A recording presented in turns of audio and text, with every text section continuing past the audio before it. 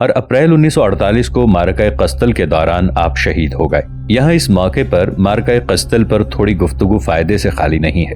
اس معرکہ آرائی کا مطالعہ کرنے سے اس عظیم قائد کی شخصیت مزید ابھر کر سامنے آتی ہے۔ ان حادثات سے اندازہ ہوتا ہے کہ ان دنوں مسئلہ فلسطین سے متعلق کیسی گہری سازش رچی گئی تھی۔ معرکہ قسطل، یہودی فوج ہاجانہ کے بالماخ فوجیوں نے 3 اپریل 1948 کو عربی شہر قسطل پر حملہ کر دیا۔ یہودی قدس کے اس نئے راستے کو کھولنا چاہتے تھے جس پر عربوں نے قبضہ کر کے یہودیوں کی بستیوں کا محاصرہ کر رکھا تھا اور ان علاقوں میں اشیاء خورونوش کی سپلائی بند کر دی تھی۔ یہاں تک کہ یہودیوں نے مختلف بین الاقوامی ایجنسیوں کے ذریعے واویلا مچانا شروع کر دیا اور مدد کی فریاد کرنے لگے۔ قبل اس کے کہ ان بستیوں کے باشندے بھوک اور پیاس سے مر جاتے، اقوام متحدہ نے مداخلت کر دی۔ قسطل کے سقوط کے بعد صبحی ابو جبارہ کی قیادت میں قرب و جوار کی بستیوں سے تقریباً 300 مجاہدین، کامل عرفات کی قیادت میں جہاد مقدس کا ایک گروپ، ابراہیم ابودیہ کی قیادت میں قطمیوں کی ایک جماعت، عبداللہ عمری اور انور نصیبہ کی قیادت میں بیت صفاخہ کا ایک گروہ، حافظ برکات کی قیادت میں اہل قدس کی ایک جماعت، خلیل اندن کی قیادت میں عین کارم کی ایک جماعت اور عبد الفتاح درویش کی قیادت میں مجاہدین کی ایک جماعت جمع ہوئی۔ 4 اپریل 1948 کو عربوں کے حملے سے یہ معرکہ شروع ہوا، لیکن عرب کی رضاکار فوجوں کو قسطل پر قبضہ کرنے میں کامیابی نہ مل سکی۔ 6 اپریل کے دن عربوں کے اسلحے کا ذخیرہ ختم ہو گیا، جبکہ یہودیوں کے جہاز اپنی فوجوں کو ہر طرح کی کمک اور اسلحے کی برابر سپلائی کر رہے تھے۔ عرب مجاہدین نے اپنے پڑوسی بھائیوں سے مدد کی مسلسل درخواست کی، لیکن اس کا کوئی نتیجہ برآمد نہیں ہوا۔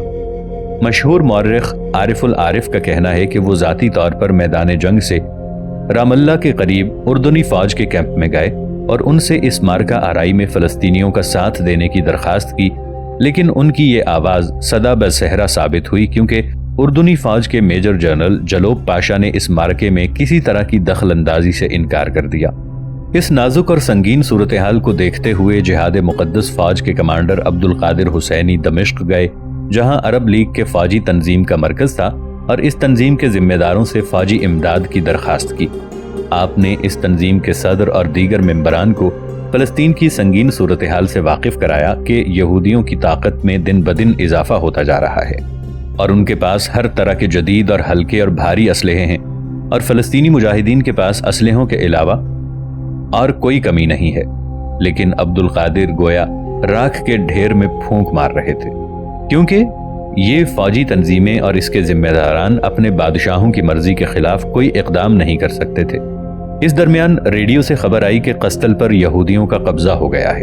عبد القادر غصے سے باہر ہو گئے اور آپ نے اس عسکری تنظیم کے عمومی سرپرست طاہا پاشا ہاشمی کو مخاطب کرتے ہوئے کہا، اے پاشا، قسطل ایک نہایت مضبوط قلعہ ہے۔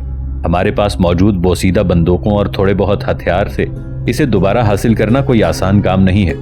پھر بھی اے پاشا، تم مجھے میرے مطلوبہ اسلحے دے دو، میں اس قسطل کو دوبارہ حاصل کر لوں گا۔ میرا اب تک کا منصوبہ تھا کہ میں قدس، یہودی نوآبادیات، باب اللہ کے علاقوں کا محاصرہ کر لوں اور ان لوگوں تک یہودیوں کی طرف سے عسکری اور شہری امداد نہ پہنچنے دوں، اور میں اپنے منصوبے میں کامیاب ہوا۔ لیکن اب صورتحال بدل چکی ہے اور یہودیوں کے پاس جنگی جہاز اور عمدہ قسم کی توپیں آ چکی ہیں، اور اب ہمارے لیے قسطل پر دوبارہ قبضہ کرنا اسی صورت میں ممکن ہے کہ جبکہ ہمارے پاس بھی توپیں ہوں۔ لیکن پاشا نے جواب دیا، اے عبد القادر، تمہاری بات ٹھیک ہے، لیکن میرے پاس توپیں نہیں ہیں۔ شام کے وزیر دفاع شرباتی نے کہا کہ اگر یہودیوں نے قدس پر قبضہ کر لیا ہے تو ہم ان کو بہت جلد وہاں سے نکال کر باہر کریں گے یا ان کو موت کے گھاٹ اتار دیں گے۔ عبد القادر کو اس سانحے کی سنگینی اور عرب وزراء اور قائدین کی بے حسی کا بخوبی اندازہ ہو گیا، اور انہوں نے اپنے ساتھ لائے ہوئے منصوبے کو ان کے منہ پر دے مارا اور کہا، تم سب کے سب خائن ہو، مجرم ہو، فریبی اور دھوکے باز ہو۔ تاریخ اس بات کو ریکارڈ کرے گی کہ تم لوگوں نے فلسطین کو ضائع کر دیا۔ میں قسطل پر قبضہ حاصل کروں گا، اور اس کے لیے میں اور میرے تمام مجاہد رفقا شہید ہو جائیں گے۔ چنانچہ عملی طور پر عبد القادر حسینی نے اس معرکہ قسطل میں جام شہادت نوش کیا، اور تاریخ اس بات کی گواہ ہے کہ مسئلہ فلسطین کو حل کرنے والے عرب لیڈروں کا موقف کمزور اور غیر دانشمندانہ تھا، اور انہوں نے فلسطین کے مقدس مسئلے کو معمولی سکوں کے عوض بیچ دیا۔ ناظرین، آگے بڑھنے سے پہلے کامنٹ سیکشن میں ہمیں اپنی آراء سے ضرور آگاہ کیجیے گا کہ آپ کو ہماری یہ سیریز کیسی لگ رہی ہے۔ آئندہ آنے والی اقساط سے باخبر رہنے کے لیے ہمارے چینل کو سبسکرائب کر لیں اور ساتھ موجود بیل آئیکن کو ضرور کلک کر لیں۔ شکریہ۔ ایک کے بعد ایک شہر پر یہودیوں کا قبضہ۔ قسطل پر یہودیوں کے قبضہ حاصل کرنے کے جو اسباب تھے، تقریباً انہی اسباب کی وجہ سے دیگر فلسطینی شہروں پر بھی یکے بعد دیگر یہودیوں کا قبضہ ہوتا گیا۔ بحر متوسط کے ساحل پر واقع ایک ترقی یافتہ بندرگاہ والا خوبصورت شہر یافا بھی فلسطینیوں کے ہاتھ سے نکل گیا۔ اس شہر کا فلسطین کے متمول ترین شہروں میں شمار ہوتا تھا اور یہ نارنگی کی تجارت کے لیے مشہور تھا۔ یہودیوں نے یافا میں اپنا ایک شہر تل ابیب کے نام سے آباد کیا تھا۔ عہد عثمانی میں ان کو اس شہر کو وسعت دینے میں کامیابی نہیں مل سکی، لیکن اس کے بعد اس شہر نے کافی ترقی کی اور 1947 میں اس شہر میں یہودیوں کی آبادی 2 لاکھ سے بھی تجاوز کر گئی اور یافا کے ارد گرد زرخیز علاقوں پر ان کا قبضہ ہو گیا۔ فلسطینیوں نے اپنے شہر کی جان توڑ حفاظت کرنے کی کوشش کی۔ فروری 1948 کے درمیان جیش الانقاذ نے بھی اس جنگ میں فلسطینیوں کا ساتھ دیا۔ یہودی تحریک ارغون کا قائد اپنی کتاب الثورہ میں یافا کی جنگ کا ذکر کرتے ہوئے کہتا ہے، جس وقت ہماری فوجی یونٹیں دشمن کے اہم اور مرکزی ٹھکانوں پر قبضہ حاصل کرنے کی کوششوں میں مصروف تھیں کہ اچانک سائنسی طرز پر بنی ہوئی جدید توپ کے گرجنے کی آواز سنائی پڑی اور اس توپ سے اتنی کثیر تعداد میں لوگوں کی موت ہوئی کہ یہ پورا علاقہ ان کے خون سے سرخ ہو گیا۔ ریلیف کمیٹی والے زخمیوں اور مرنے والوں کو اٹھانے کا کام کر رہے تھے۔ اس جنگ میں دسیوں افراد کی جانیں گئیں۔ اس جنگ کے پہلے مرحلے میں تو ہمارا پلڑا بھاری رہا، لیکن دوسرے دور میں ہم شکست کھا گئے۔ پھر ہم نے اس شہر پر مسلسل 5 بار حملے کیے اور بالآخر اسے اپنے قبضے میں کر لیا۔ اس کے بعد انگریزوں کی جانب سے جنگ بندی کا اعلان کیا گیا تاکہ یہودیوں کو سانس لینے کا موقع مل سکے۔ جیش انقاذ نے انگریزوں کی اطاعت قبول کر لی اور شہر سے اپنی فوجوں کو ہٹا لیا۔ یہودیوں نے یافا شہر پر پوری طرح قبضہ کر لیا۔ 13 اپریل 1948 کو عرب فوجوں کے داخلے سے 2 دن قبل ہی یہودیوں کا اس شہر پر قبضہ ہو چکا تھا۔ میدان جنگ میں 7700 فلسطینی اور عرب رضاکار فوجیں شہید اور زخمی ہوئیں۔ ٹھیک اسی طرح 21 اپریل 1948 کو حیفا، 11 مئی کو صفد اور 16 مئی 1942 کو عکا پر قبضہ ہو گیا۔ قائد حسن سلامہ۔ حسن سلامہ جہاد مقدس فوج کے کمانڈر تھے۔ مغربی وسط میں فوجوں کی قیادت کی ذمہ داری آپ پر تھی۔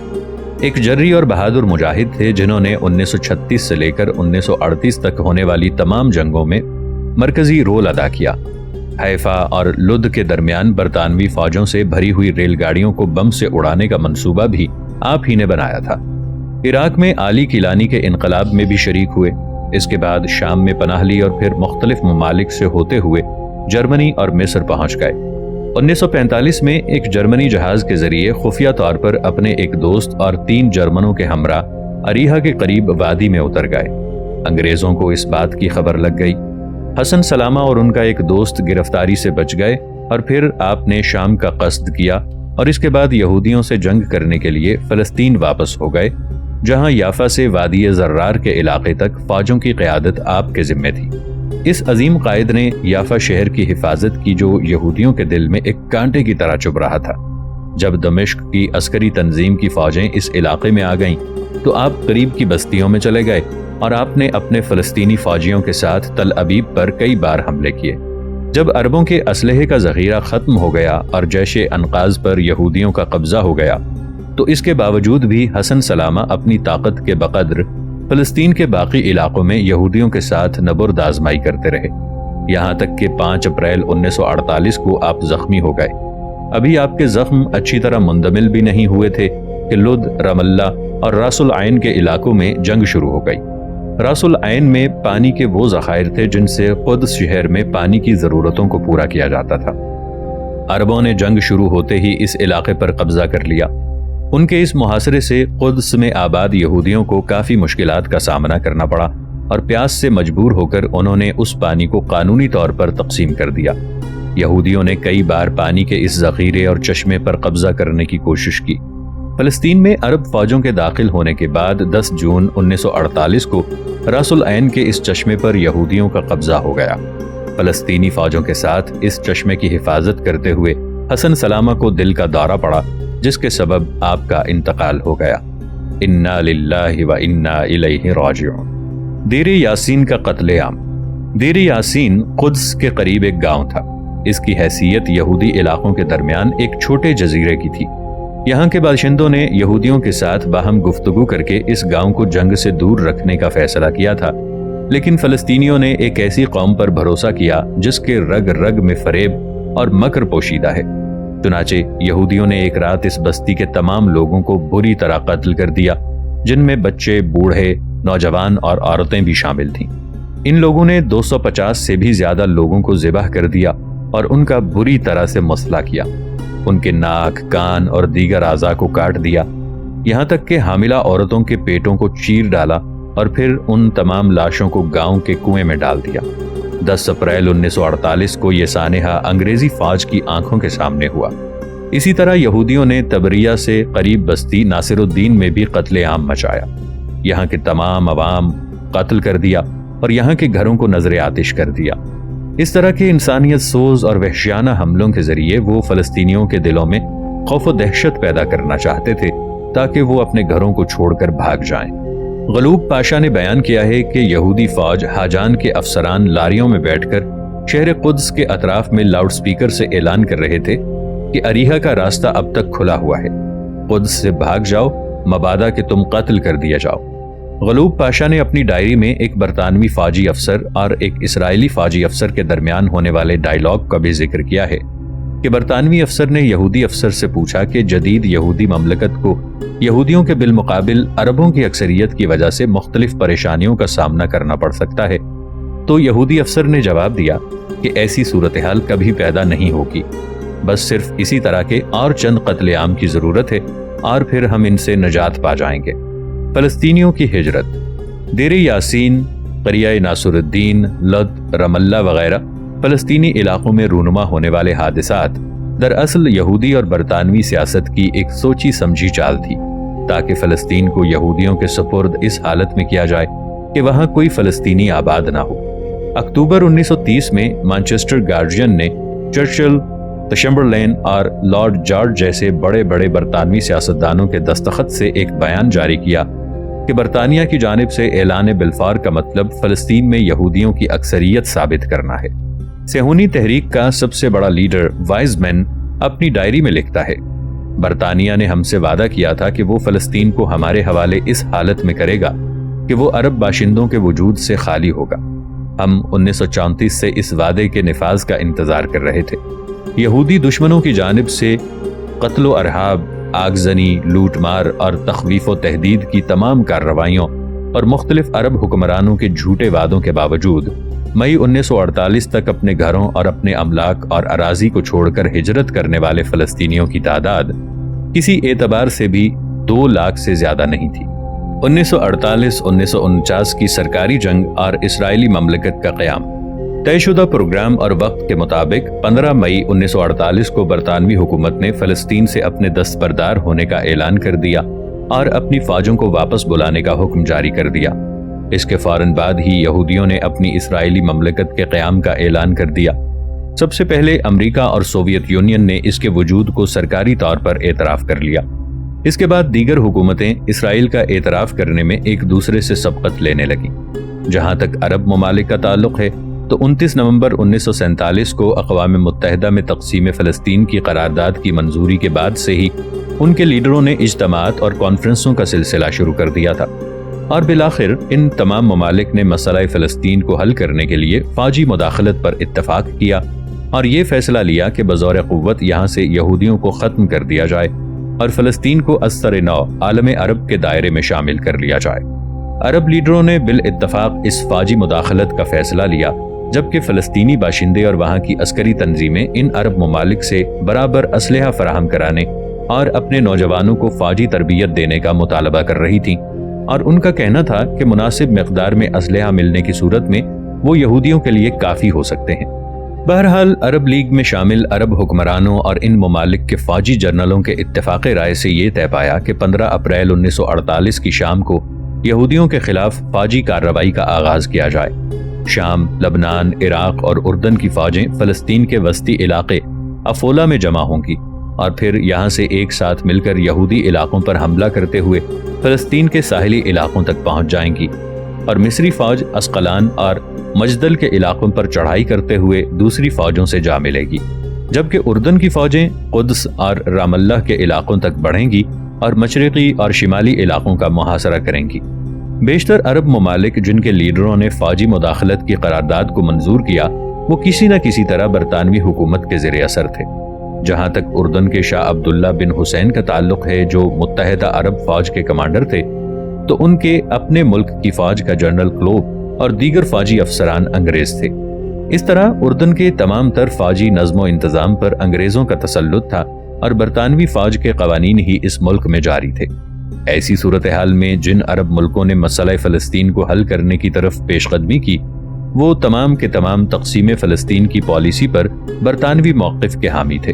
उस वक्त उर्दन के वज़ीर आज़म तौफ़ीक़ अबू हादी थे। आप अक्टूबर से दिसंबर 1947 तक मसला फ़लस्तीन के लिए अरबों की तरफ से फ़ौजी मुदाखलत की करारदाद पर गौर करने के लिए बुलाई गई तमाम मीटिंगों में शरीक थे, जबकि दूसरी तरफ बरतानिया के वज़ीर ख़ारिजा अर्फिस्ट बेफन से भी आपके बराह रास्त ताल्लुकात थे। आप इसके साथ मिलकर फ़लस्तीन के मुस्तक़बिल और दीगर अरब मामलात के लिए पॉलिसी तय करते थे। जलूब पाशा ने इस दौर के हादिसात व वाक़यात से मुताल्लिक अपनी किताब जंदी मार्रब में लिखा है, फरवरी 1948 के दौरान तौफ़ीक़ पाशा, अबुल आदी और बरतानवी वज़ीर ख़ारिजा सर अर्नेस्ट बेफन के दरमियान खुफिया बातचीत शुरू हुई। तौफ़ीक़ पाशा को अंग्रेज़ी में अच्छी कुदरत हासिल नहीं थी, चुनाचे मैं मुतरजम की हैसियत से उसके साथ था। तौफ़ीक़ पाशा ने जिक्र किया कि फ़लस्तीन में बरतानिया की इंतदाब हुकूमत अब बहुत जल्द ख़त्म होने वाली है। यहूदियों ने अपनी हुकूमत कायम करने की पूरी तैयारी कर ली है और आप लोग उनकी सरपरस्ती करेंगे, लेकिन अरबों ने इस सिलसिले में कोई तैयारी नहीं की। यहूदियों के पास उनकी अपनी पुलिस है, उनकी पार्लियामेंट है। उन लोगों ने हाजान की मदद से अपने लिए मजबूत फौज भी तैयार कर ली है, जबकि फ़लस्तीनी अरबों के पास कोई असलहा नहीं है और ना ही किसी किस्म की कोई फौज है और ना ही इस फौज को कायम करने के लिए उनके पास वसाइल व ज़राए हैं। इस मसले से मुताल्लिक नताइज अब तक मुबहम हैं और दो सूरतों में से एक सूरत पैदा हो सकती है। एक तो ये कि यहूदी अक़वाम मुत्तहिदा की करारदादों का एतबार नहीं करेंगे और वो नहर उर्दन तक के तमाम फ़लस्तीनी इलाकों पर क़ुव्वत व ताकत के ज़रिए कब्ज़ा करेंगे। दूसरे या तो ये कि फ़लस्तीन के मुफ्ती अपने आप को इस मुल्क का हाकिम होने का ऐलान कर देंगे और मुफ्ती हुसैनी बरतानिया को अपना शदीद तरीन दुश्मन समझते हैं और उन्होंने आलमी जंग के दौरान टेलर के साथ भी एक ज़माना गुजारा है। इसी तरह वो उर्दन के भी दुश्मन हैं और शाह अब्दुल्ला को अपना वाहिद हरीफ समझते हैं, और ये दोनों ही सूरतें उर्दन के हक में नहीं हैं और न ही बरतानिया के मुफाद में हैं। फ़लस्तीनी अरबों ने हमसे 12 फ़ौजी मदद की दरख्वास्त की। बरतानवी फ़ौजों के फ़लस्तीन से निकल जाने के बाद हमारे लिए उनकी दरख्वास्त को कबूल कर लेने में कोई रुकावट नहीं है। तौफ़ीक़ अबू हादी की तजवीज़ या मंसूबे का खुलासा ये था कि फ़लस्तीन से बरतानिया की इंतदाब हुकूमत के ख़त्म होते ही फ़लस्तीन की हिमायत के पर्दे में यहूदियों से जंग के लिए उर्दन की फ़ौजें फ़लस्तीन में दाखिल हो जाएंगी और तक़सीम फ़लस्तीन के मंसूबे के मुताबिक अरब इलाकों पर कब्ज़ा कर लेंगी और यहूदियों से किस तरह टकराए बगैर उन इलाकों को मशरक़ी उर्दन में शामिल कर लेंगी। इस मौके पर अबुल हादी ने 3 चीज़ों का वादा किया कि उर्दन की फ़ौजें गज़ा और जलील पर कब्ज़ा नहीं करेंगी, क्योंकि अक़वाम मुत्तहिदा की तक़सीम फ़लस्तीन करारदाद के मुताबिक मग़रबी जलील अरबों के इलाके में शामिल था। ये फ़ौजें किसी तरह भी यहूदियों पर हमला नहीं करेंगी। और तीसरा ये कि अक़वाम मुत्तहिदा की करारदाद के मुताबिक यहूदियों को दिए गए हिस्से में से एक बालिश्त ज़मीन पर भी कब्ज़ा नहीं करेंगी। जलूब पाशा उर्दन के वज़ीर आज़म के इन जुमलों को ख़त्म करने के बाद कहते हैं, मुझे आज भी वो दिन याद है जब मैंने अपना तर्जुमा ख़त्म किया तो मिस्टर बेफन अपनी कुर्सी पर बैठा हुआ था और फिर वो उर्दन के वज़ीर आज़म की तरफ ये कहता हुआ मुखातिब हुआ, यही इस मसले का वाहिद माकूल हल है और मैं उर्दन के वज़ीर आज़म के सामने ये बात वाज़ेह कर देना चाहता हूँ कि ये उर्दन की फ़ौज के दायरा इख्तियार से बाहर की बात है कि वो गज़ा और जलील के इलाकों पर काबिज़ हो जाए। उर्दनी वज़ीर आज़म ने मेरी फ़िक्र की तायीद की है। मिस्टर बेफन ने मज़ीद कहा कि आप लोग इससे आगे बढ़कर किसी यहूदी इलाके पर कब्ज़ा करने की बात न सोचें। तो इस पर वज़ीर आज़म अबुल हादी ने जवाब दिया कि अगर हम चाहें तो भी ये हमारे बस से बाहर की बात है और उर्दन बरतानिया के साथ अपने मुआहदे के मुताबिक उस वक्त तक कोई कदम नहीं उठाएगा जब तक कि हुकूमत बरतानिया से मशवरा न कर ले। مسٹر بیفن نے اردن کے اس قدر واضح پالیسی اختیار کرنے پر وزیر اعظم کا شکریہ ادا کیا اور حکومت اردن کے منصوبے پر اپنی آمادگی کا اظہار کیا۔